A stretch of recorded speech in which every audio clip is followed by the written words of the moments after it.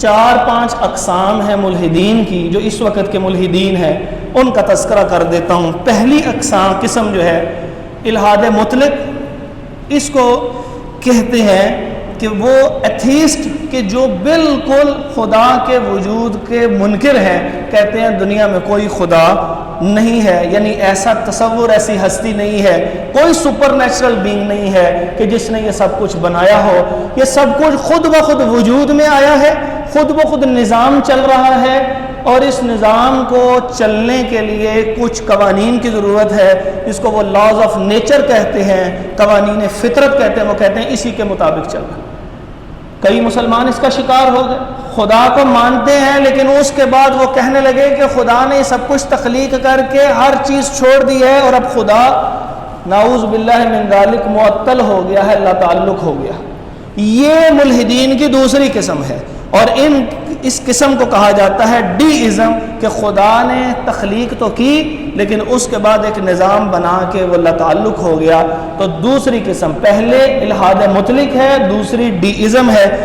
تیسری قسم ہے لا ادریہ کی۔ لا ادریہ وہ کہتے ہیں کہ خدا کے وجود کے اوپر مذہب جتنی دلائل، جتنی چیزیں شواہد پیش کرتا ہے، وہ خدا کے وجود کو ثابت کرنے کے لیے ان کے بقول ناکافی۔ لہٰذا وہ لوگ یہ کہتے ہیں کہ ہم نہ خدا کو مانتے ہیں نہ ہم خدا کا انکار کرتے ہیں، تو ہم بین ہیں، لا ادریت اس کو کہتے ہیں کہ ہمیں علم نہیں ہے کہ ہے یا نہیں ہے۔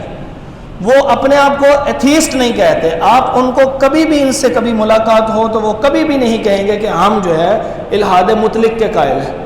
مشہور فیس بک کے اوپر آنے والا مبشر زیدی نام کا آدمی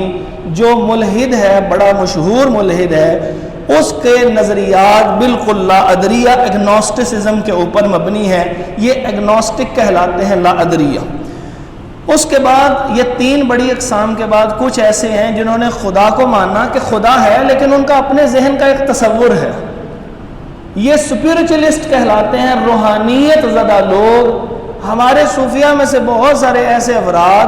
انہوں نے اسی سے یہ نظریات لیے، اپنے پاس سے انہوں نے خدا کا ایک تصور گھڑ لیا، خدا کی صفات، عبادات کے اپنے طریقے گھڑ لیے۔ انڈیا کے اندر بہت سارے ایسے افراد آپ کو ان کے مختلف فرقے نظر آئیں گے جو اپنے آپ کو مسلم بھی کہتے ہیں، لیکن وہ یہ کہتے ہیں کہ نہیں، یہ جو طریقہ عبادت نبی صلی اللہ علیہ وسلم نے دیا ہے یہ اصل نہیں ہے، یہ خدا کا تصور جو انہوں نے دیا ہے وہ اصل نہیں ہے، نعوذ باللہ من ذالک۔ اپنا تصور پیش کرتے ہیں اور اپنے نظریہ عبادت کے مطابق زندگی بسر کر رہے ہیں۔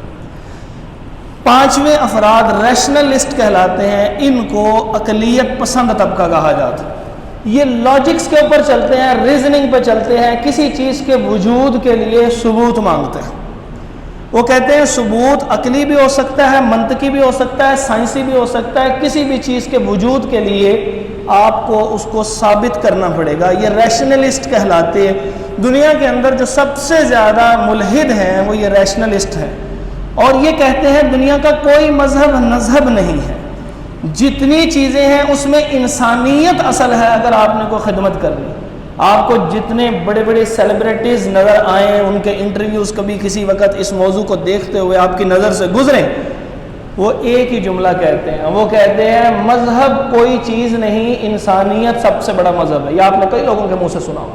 یہ لوگ ریشنلسٹ ہیں، عقلیت پسند، ریزننگ کے پیچھے چلنے والے، مذہب پر بالکل اعتماد نہیں کرتے، خدا کے وجود کو بالکل نہیں مانتے، بلکہ کسی بھی بات کو ماننے کے لیے یہ کہتے ہیں ہمیں عقلی یا سائنسی تاریخی کوئی دلیل پیش کرو جو ہمیں اپیل کرے اور ہم اس کو مان لیں۔ یہ 5 اقسام ہیں، 3 بنیادی، الحاد مطلق، ملحد مطلق جن کو ایتھیسٹ کہا جاتا ہے، دوسرے ڈی ازم، اور تیسرے لا ادریہ یعنی ایگنوسٹک، اور یعنی جو کہتے ہیں کہ خدا ہے یا نہیں ہے اس کے بارے میں ہم خاموش ہیں، ہمیں علم نہیں۔ ان 3 کے بعد اگلے ہیں جن کو اسپرچوئلسٹ، جن کو روحانیت زدہ لوگ کہتے ہیں، اور 5ویں وہ لوگ کہ جو عقلیت پسند، ریشنلسٹ، یعنی وہ افراد کے جو عقل و منطق کے تابع کسی چیز کو مانتے ہیں۔ اب آ جائیے ان کے مغالطات اور اعتراضات کی طرف۔ مغالطات اور اعتراضات کیا ہیں؟ ان کا سب سے بڑا مغالطہ یہ ہے، کہتے ہیں کہ خدا کو ثابت کرنے کے لیے خدا کا وجود ہم نے دیکھا ہوگا تو ہم ثابت کریں گے کہ خدا ہے۔ اب وہ ہم سے یہ سوال، میں نے آپ سے پہلے عرض کیا کہ ان کا مقابلہ بالکل بھی کرسچینٹی کے ساتھ نہیں ہے، جوسزم کے ساتھ نہیں ہے، یہودیت کے ساتھ ان کا کوئی مقابل نہیں ہے۔ کیوں؟ اس وجہ سے کہ ان دو بڑے مذاہب اور باقی دیگر بڑے مذاہب نے ایک نظریہ لے لیا ہے، اور وہ نظریہ یہ ہے کہ ہم اپنی یا تو خدا کا انکار کر دیں یا اپنی عبادت تک خدا کے تصور کو محدود کر لیں، اور باقی تمام سیاسی، معاشی، معاشرتی، تعلیمی ہر قسم کی سرگرمی میں ہم اپنے اجتماعی فیصلے میں آزاد ہوں گے، خدا کی ہستی ہمیں حکم نہیں دے سکتی۔ اس نظریے کو کہتے ہیں سیکولرزم۔ سیکولرزم دراصل خدا کو محدود کر کے عبادت خانے سے محدود کر دیتی۔ اس لیے جو سیکولر لوگ ہیں دنیا میں، تمام 3-4 ممالک کے علاوہ ساری سیکولر کنٹریز ہیں، وہ کہتی ہیں قانون ہم نے اپنے بنانے ہیں، سیاسی ہوں، معاشی ہوں، معاشرتی ہوں، اخلاقی ہوں، تعلیمی ہوں، ہر قسم کے قوانین ہمارے ذاتی ہوں گے، ہم تمہیں عبادت سے نہیں روکیں گے۔ اس لیے آج بھی دیکھ لیجئے، امریکہ ایک سیکولر کنٹری ہے، تو وہاں پہ ان کی عبادت خانے ہم سے زیادہ مضبوط اور خوبصورت ہیں، بلکہ وہ کمیونٹی سینٹر ہیں۔ وہ کہتے ہیں تم اپنی عبادت کرو جیسے کرو، ہمیں تمہاری عبادت سے کوئی خطرہ نہیں ہے، کیونکہ وہاں کے لوگوں نے بھی مان لیا کہ ہم نے قوانین اپنی حکومت کے ماننے ہیں، وہ جسی بھی شعبے سے تعلق رکھتے ہو۔ جب انفرادی عبادت کی باری آئے گی پھر ہم یہاں پر آ جائیں گے، عیسائی چرچ چلے جاتے ہیں، ہندو مندر چلے جاتے ہیں، کوئی کہیں چلا جاتا ہے، کوئی گردوارے چلا جاتا ہے۔ ان سب لوگوں کو سیکولر کہا جاتا ہے، جو عبادت میں تو اللہ کی مرضی مانیں لیکن عام زندگی میں خدا کی مرضی کو نہ مانتے ہوں، یہ سیکولر ہے۔ تمام دنیا کے مذاہب والے اس بات کو مان چکے ہیں، لیکن اسلام کہتا ہے نہیں، Islam is a complete code of life. Islam مکمل ضابطۂ حیات ہے، نہ صرف حضرت انسان تیری انفرادی زندگی ہو، تیری اجتماعی زندگی ہو، تیرے سیاسی معاملات ہوں، تیرے تعلیمی معاملات ہوں، تیرے معاشی معاملات ہوں، معاشرتی معاملات ہوں، آئلی زندگی ہو، حقوق و فرائض ہو، کیا تمہاری جہادی زندگی، کوئی معاملہ ہو، اسلام سے باہر وہ نہیں جا سکتا۔ اس لیے اسلام اور چیز ہے، سیکولرزم اور ہے، یعنی ایک کلی خدا کا انکار ہے، درمیان میں سیکولر ہیں جو عبادت کا طریقہ تو خدا کے مطابق کر لیتے ہیں لیکن عام زندگی میں نہیں مانتے، اور ایک مسلمان ہے جو عبادت بھی اللہ کے بتائے طریقے پہ کرنے کے خواہاں ہیں، اور یہی دعویٰ کرتے ہیں کہ عبادت کے ساتھ ساتھ عام زندگی، جس کو ہماری پبلک زندگی کہتے ہیں، پبلک لائف کہتے ہیں، وہ سارے کے سارے بھی ہم اللہ کے بتائے احکامات کے مطابق گزارتے ہیں۔ اس لیے الحاد کو ان سیکولر سے کوئی خطرہ نہیں ہے، کہتے کرتے رہو تم اپنی عبادت، لیکن جب تم چرچ سے نکلو گے تو تم ایک آواز نکال کے نکلو کہ گڈ بائی گاڈ، ہم ملیں گے تم سے دوبارہ اتوار والے دن آ کے۔ جب تم مندر سے نکلو تو اپنے بھگوان کو کہہ کے نکلو کہ یہیں پر تم محدود ہو، باقی زندگی میں تمہارا کوئی عمل دخل نہیں ہے۔ لیکن اسلام والا مسلمان جب مسجد میں داخل ہوتا ہے تب بھی خدا کی عبادت، جب باہر نکلتا ہے تب بھی احکامات الہیہ کے اوپر عمل کرتا ہے۔ لہٰذا سیکولرزم کو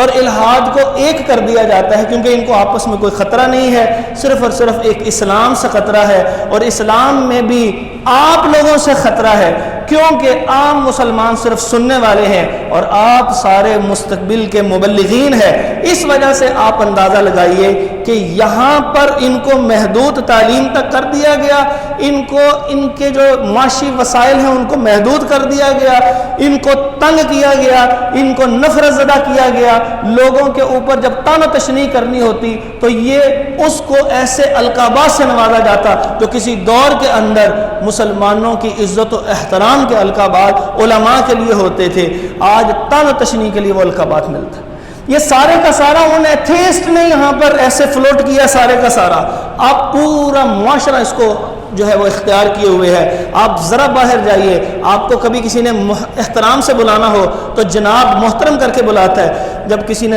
تان دینا ہو تو اوے مولوی کر کے آپ کو بلاتا ہے، اس کا مطلب یہ ہے کہ یہ نفرت آپ سے اس لیے ہے کہ آپ وہ واحد آخری دنیا کے اسباب میں وہ روشنی کا دیا رہ گئے ہیں جس کو وہ بجھانا چاہتے ہیں۔ ان مدارس کو، ان اہل مدارس کو، ان طلباء کو کہ جو اس الحاد کے خلاف کھڑے ہوں گے، جو ایک اللہ کی توحید کے اوپر لے کے آئیں گے، جو سیکولرزم کے خلاف ہوں گے، جو کہیں گے خدا مسجد میں بھی ہے اور اللہ کے احکامات عام زندگی میں بھی ہے، میری تنہائی میں، میری اجتماعی زندگی میں، میری ظاہری زندگی میں، میرے باطنی افکار میں وہ صرف اور صرف اللہ کے احکامات چلیں گے، اس وجہ سے وہ آپ کے خلاف ہے۔ یہ سارا کا سارا مقدمہ ایک اسلام کے خلاف کھڑا ہے۔ یہ ساری تاریخ اس لیے آپ کو بتائی ہے۔ پہلا اعتراض وہ کہتے ہیں خدا کو ثابت کرو، ثابت کرو گے تو ہم خدا کو مانیں۔ 2 منٹ کی بریک لے لوں، 2-3 منٹ بس، اس کو بند کر دیں، 2 منٹ، معذرت چاہتا ہوں، میں پانی پی لوں ذرا۔